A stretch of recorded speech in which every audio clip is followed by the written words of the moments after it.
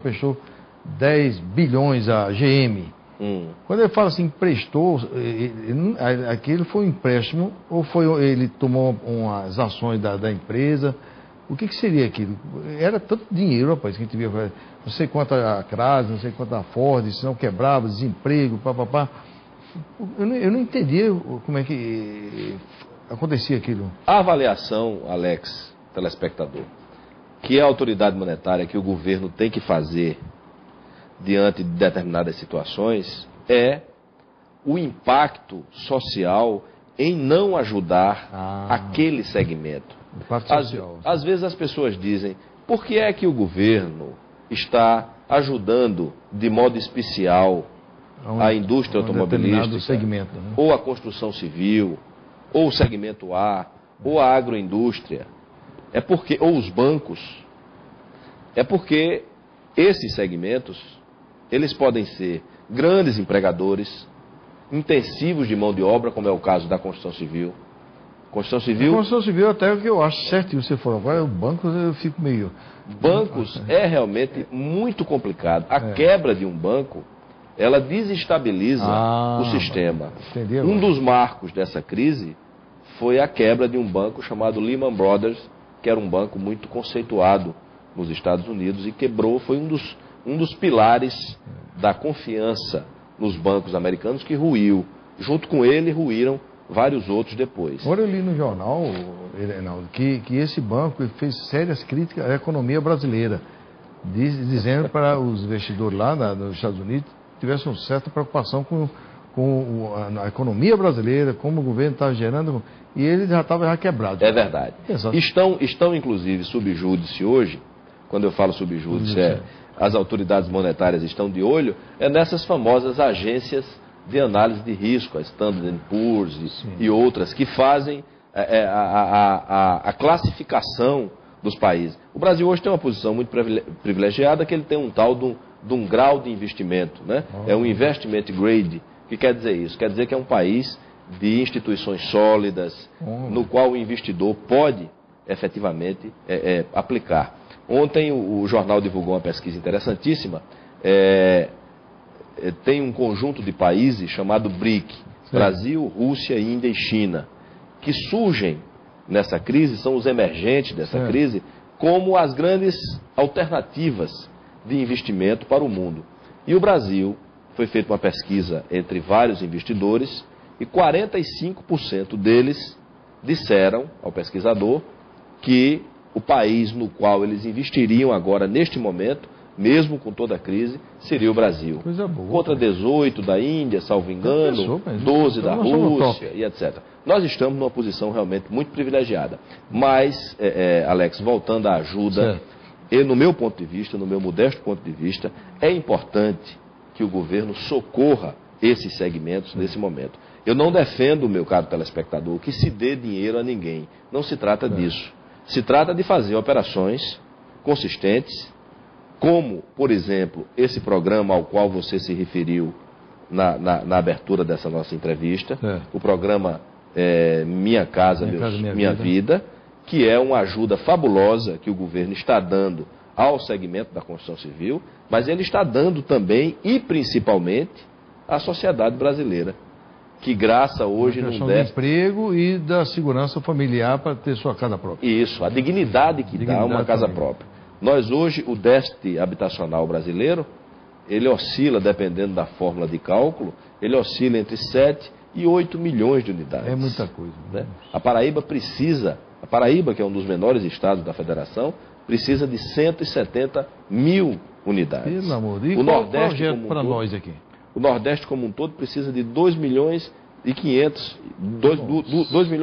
mil imóveis. É muita coisa, rapaz. Nesse conjunto, mais de 90% desse conjunto está em famílias entre 0 e 5 salários mínimos. Quer dizer, são pessoas que, de fato, sem uma ajuda efetiva do governo, não têm condição de comprar casa. Como é que o sujeito que ganha R$ 465 de salário mínimo, ele tem condições de pagar 200 ou 300 reais de prestação numa casa?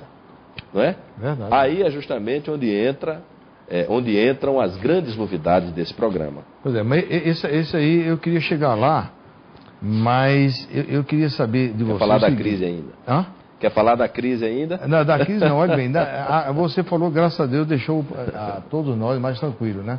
Que Reinaldo, como eu disse, você já perceberam, evidentemente, que ele é um grande conhecedor da economia mesmo. Ele vai lá a fundo e vem lá do exterior para cá, né? Então ele já viu o segmento, a situação nossa no exterior já está melhorada.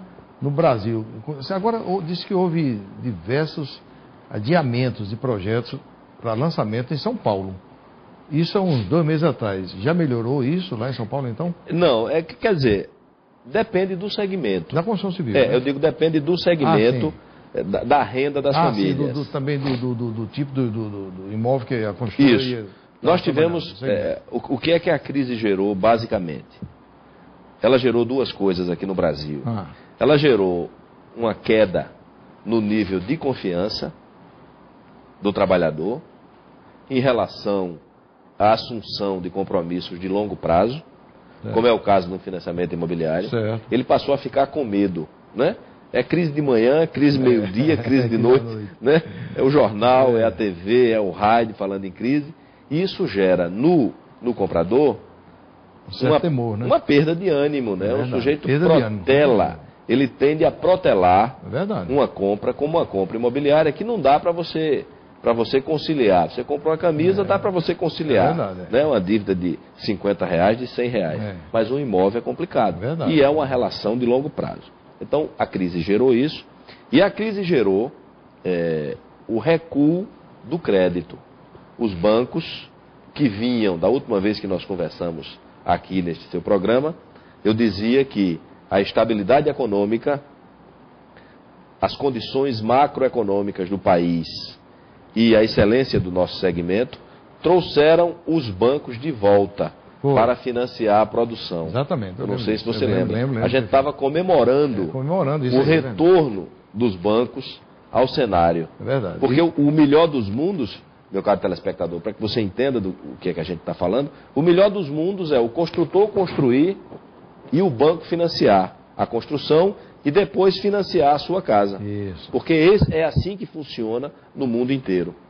Então nós estávamos justamente entre 2007 e o início de 2008 comemorando o retorno desses bancos. Verdade.